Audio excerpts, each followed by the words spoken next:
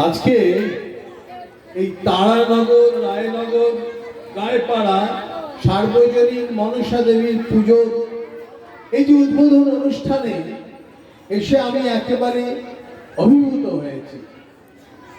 এই অনুষ্ঠানে উপস্থিত আছেন পরিচালন কমিটি, একটি অভূত সুন্দর দক্ষ পরিচালন কমিটি, যার সভাপতি মাননীয় সন্ন্যাসী রায়, আপনাকে নমস্কার।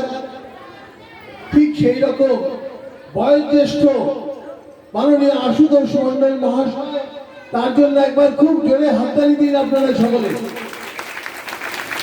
উনি এত কষ্ট করেও কিন্তু ঠিক এসে পৌঁছে গেছে। ওনার মাথায় এই পুজোর সমস্ত কিছু রয়েছে।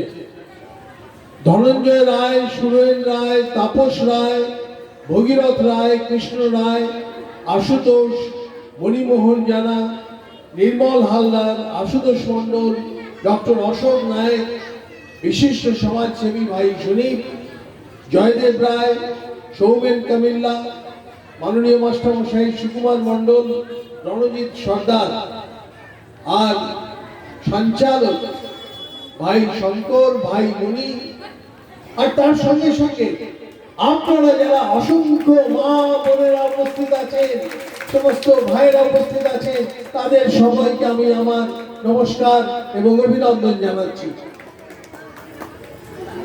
সঙ্গে সঙ্গে যারা পুলিশ বন্ধুরাও আছেন, এই সমস্ত ব্যবস্থাকে তদারকি করছেন, তাদেরও আমি ধন্যবাদ জানাই।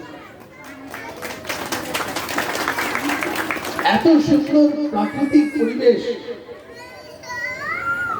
আমি জঙ্গলমহল থেকে এসেছি, সেখানে জঙ্গল আছে অনেক, আর এখানে জঙ্গলের সঙ্গে নদী আছে, মাতৃসম নদী।